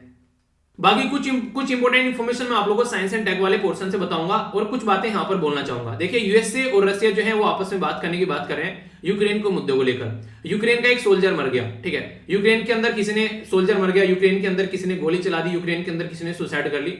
यार ये सारी चीजें ना आप लोगों के काम की नहीं है। आप लोग डेली बैठ जाओ अगर इसके ऊपर राम कहानी सुनने के लिए, राम कहानी गाने के लिए, तो ये वेस्टेज ऑफ टाइम आप लोगों को देखने को मिलेगा। एक बार किसी टॉपिक को पकड़ो और टॉपिक को खत्म कर लो और फिर आगे बढ़ो। डे बाय डे इन चीजों से आप लोग डिस्टेंस बना के रखो, वरना ये आप लोगों का टाइम किल करेंगे और आप लोगों को एग्जाम में आउटपुट भी इनका नहीं देखने को मिलेगा। तो इन चीजों से जितना दूर रखे बना के उतना ज्यादा बेटर है। एक बार टॉपिक तैयार कर लिया यूक्रेन के बारे में, अब यूक्रेन के अंदर क्या चल रहा है, हमारे लिए क्या इंपोर्टेंस है इसकी, क्या आप लोगों को लगता है कोई इंपोर्टेंस है डेली बैठकर अगर आप लोग यूक्रेन के बारे में राम कहानी गाथा अगर सुनोगे तो, ठीक है।